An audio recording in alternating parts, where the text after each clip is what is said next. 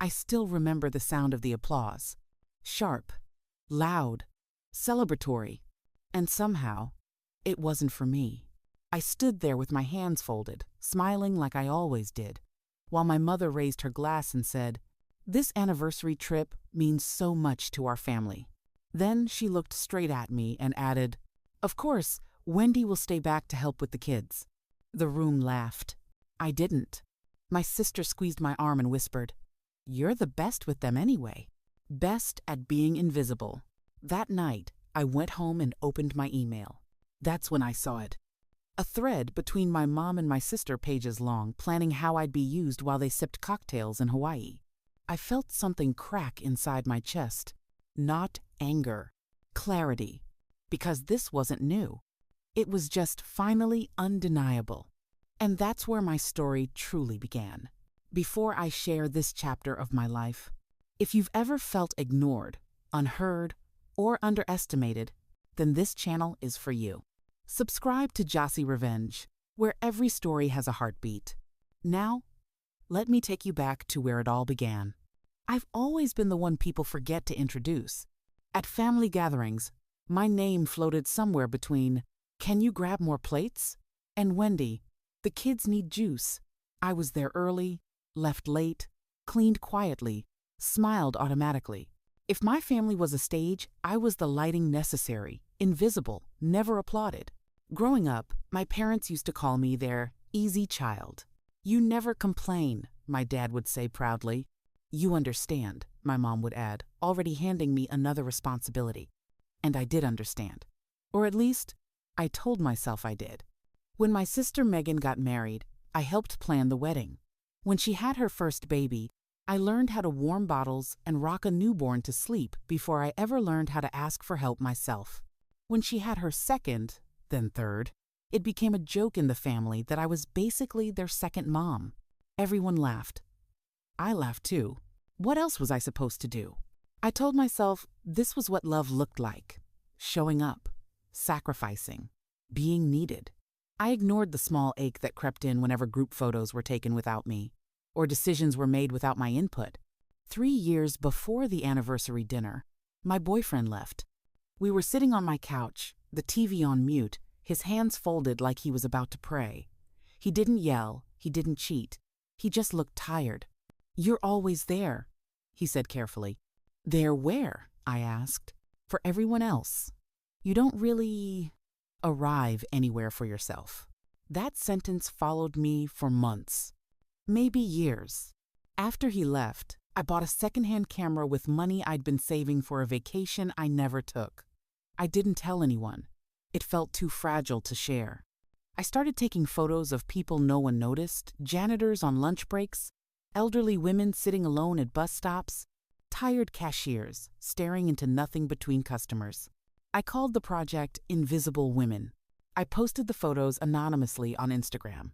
No name, no face, just stories. To my surprise, people responded. They commented things like, "This feels like me," and "Thank you for seeing us." Still, I didn't tell my family, because at home, my role was already written. The night of my parents' 40th wedding anniversary dinner, the restaurant glowed with gold, light, and nostalgia. Slideshows played. Old photos passed around. Stories were told, most of them about Megan and her kids. When my mom announced the Hawaii trip, my heart actually lifted for a moment. I imagined sand between my toes, silence, space, maybe even taking photos at sunrise.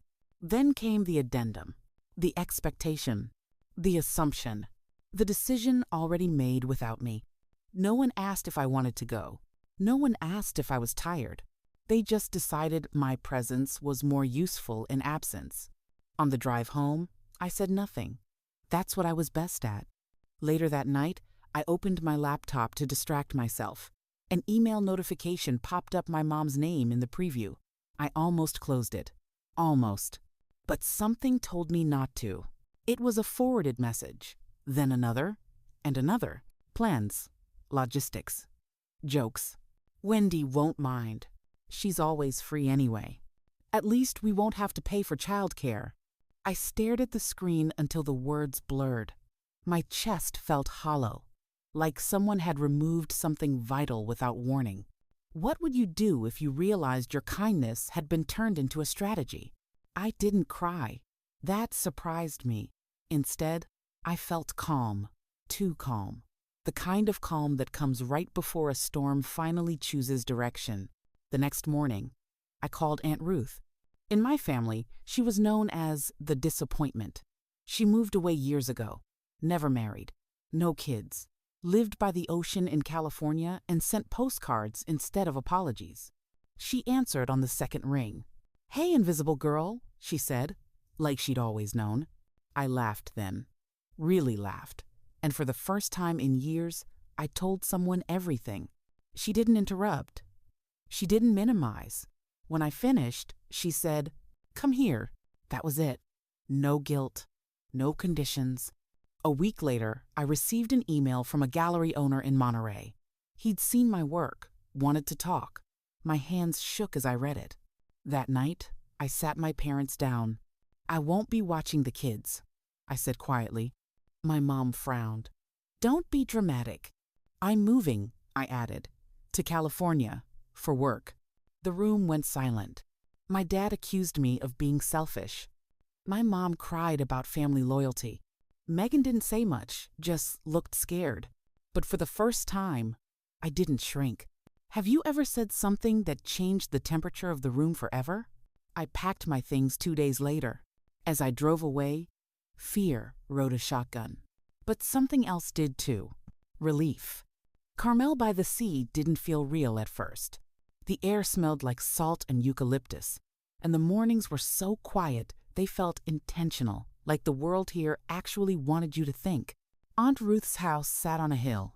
White walls softened by ivy. Big windows that let the ocean light spill in without asking permission. "You can take the guest room," she said, grabbing one of my bags. "Or the studio, if you're brave." I chose the studio. The first few weeks, I slept too much and talked too little. My phone buzzed constantly, missed calls, guilt-heavy texts, long voicemails I couldn't bring myself to open. Aunt Ruth never pushed. She cooked. She hummed. She let me exist without earning my place. Every morning, I walked the beach with my camera. I photographed fishermen fixing nets, couples holding hands in silence, a woman who painted seashells and sold them for $5 each. For the first time, I wasn't stealing moments between obligations. I was present. The gallery meeting happened on a foggy Tuesday. The owner, Mr. Halvorsen, wore round glasses and spoke softly. He laid my printed photos across a long wooden table like they were fragile truths. "These aren't just portraits," he said. "They're confessions." I swallowed hard.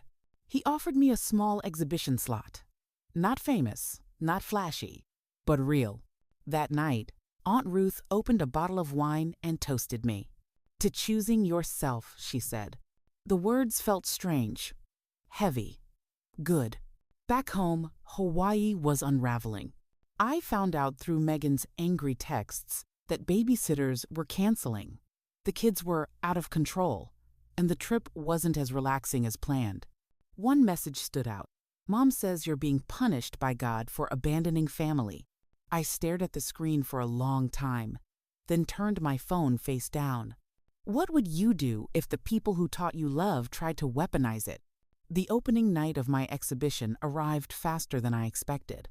The gallery filled slowly locals, tourists, strangers who leaned in close to read the captions.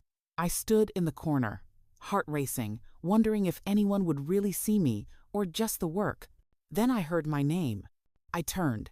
Megan stood there with her husband Derek, both looking exhausted, a little desperate. For a moment, I felt the old reflex rise, fix it, smooth it over, take responsibility. "We need you," Megan said, skipping hello. "Things are falling apart." I took a breath. "I'm busy," I replied. She looked stunned. Derek cleared his throat. "Mom and Dad are on their way. They want to talk." When my parents walked in, they didn't look around. They looked straight at me. My mom's eyes filled instantly. "How could you do this to us?" I didn't raise my voice. I didn't explain myself twice. I pulled out printed copies of the emails and placed them on the table between us. "This," I said, is why I left. Silence wrapped around us. My dad tried to argue. My mom tried to cry. Megan tried to justify. But something had shifted. I wasn't asking to be chosen anymore. I love you, I said finally, but I won't disappear for you again. I walked back into the gallery. Applause broke out. Someone had started it without knowing why. That night, as I stood among my photographs, I realized something important. I had never been invisible. I had just been standing in places that refused to look at me. The months after the exhibition were quieter but fuller. Work came steadily. Small features at first, then interviews. Then a second gallery reached out. I learned how to price my art without apologizing, how to say no without explaining myself, how to sit in silence and not feel guilty for it. Aunt Ruth watched all of this with quiet pride. "You're growing into yourself," she said one evening as we shared tea on the porch. "That takes courage." Back home, my family struggled with the absence they'd never prepared for. Without me, birthdays were chaotic. Holidays ran late. The kids acted out. Suddenly, what I'd done for years had a name and a cost. My parents tried calling again. This time, their tone was different, less commanding, more unsure. When I finally agreed to meet them on neutral ground, during a visit months later, I set rules. Public place, limited time, no accusations. They looked older, smaller. My mom spoke first. "We didn't realize how much we leaned on you." I nodded. "You didn't want to." My dad admitted they'd always seen me as strong enough to handle it. I told him strength without choice becomes a burden. Megan apologized too awkwardly, imperfectly. She admitted she'd been afraid that if I stopped helping, she'd have to face her own life. Have you ever noticed how your freedom can scare people who benefit from your silence? I didn't forgive everything at once. I didn't rush healing. I kept my boundaries firm and my visits short. And slowly, something changed. They started asking instead of assuming, listening instead of directing, seeing instead of overlooking. As for me, I kept building. Invisible Women grew into a recognized project. I added men, children, stories from people who'd been overlooked, minimized, or quietly carrying too much. Each photo reminded me of the version of myself I'd left behind and the woman I'd become. I learned that leaving doesn't always mean abandoning. Sometimes it means surviving. Sometimes it means choosing yourself so you can finally show up whole. Moral of the story. Looking back now, I understand what happened to me. I was parentified, scapegoated, loved for my usefulness instead of my humanity. And for a long time, I thought enduring that made me noble. But healing taught me this: love without boundaries is not love, it's erosion. Choosing yourself isn't selfish, it's survival. If my story touched you, hit that subscribe button for more emotional tales from Jossy Revenge. And even if it didn't, come on, subscribe anyway. I'll win you over next time.